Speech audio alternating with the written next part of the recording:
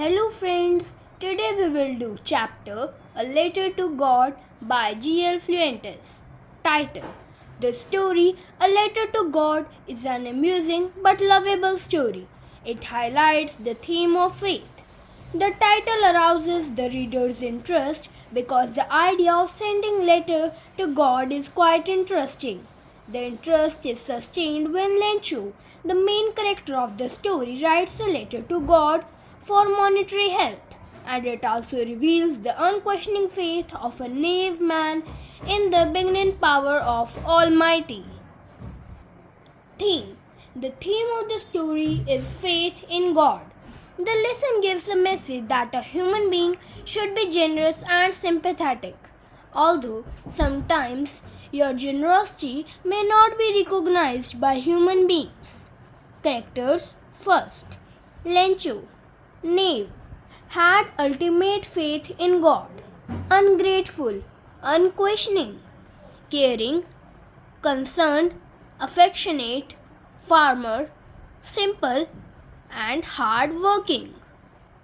Postmaster, fat friendly man, pleasant, understanding, kind, caring, helpful, sensitive, concerned, supportive, generous, sympathetic, inquisitive.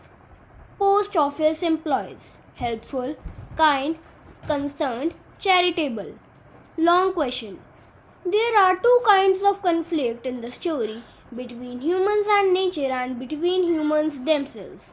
How are these conflicts illustrated? Answer: There are certainly two sorts of conflicts within the story.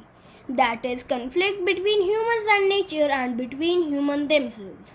The conflict between human and nature is illustrated by the destruction of Lencho's crop by the hailstorm.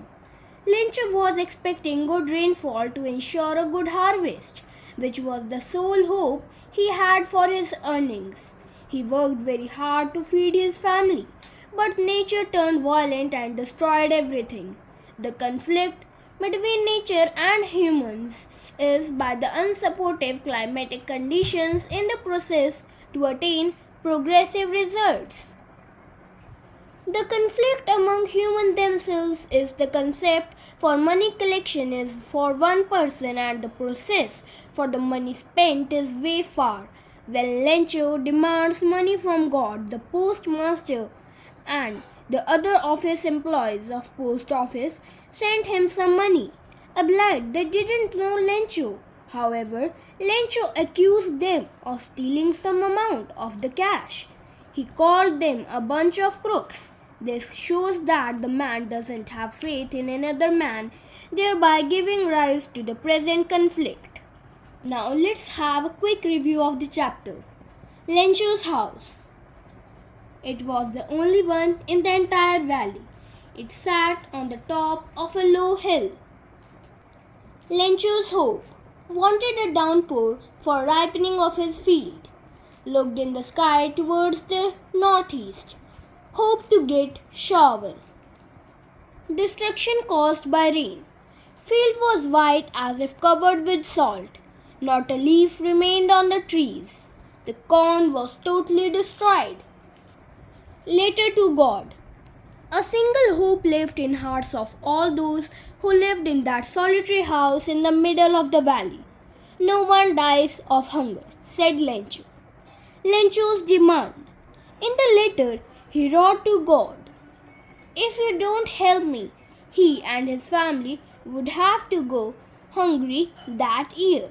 He demanded for 100 pesos so that he could sow his field and survive until the crops would grow. Postmaster's reaction. Post employee went to his boss laughing and handed him the letter to God. Never in his career as a postman had he known that address. In order not to shake Lencho's faith in God, he collected money from his friend, employees, and gave a part of his salary too. Lencho's second letter to God. Next Sunday, when Lencho came to ask for his letter, he found it only 70 pesos in it. He wrote a second letter to God demanding for left 30 pesos and told not to send the 30 pesos by mail as the post office employees were a bunch of crooks. Irony of the chapter. Lencho was certain that God couldn't have made an error. He accuses the post office employees for stealing the money, but they were who collected the cash for him in the first place, who tried to keep his faith in God alive by giving him money. Thank you, friends.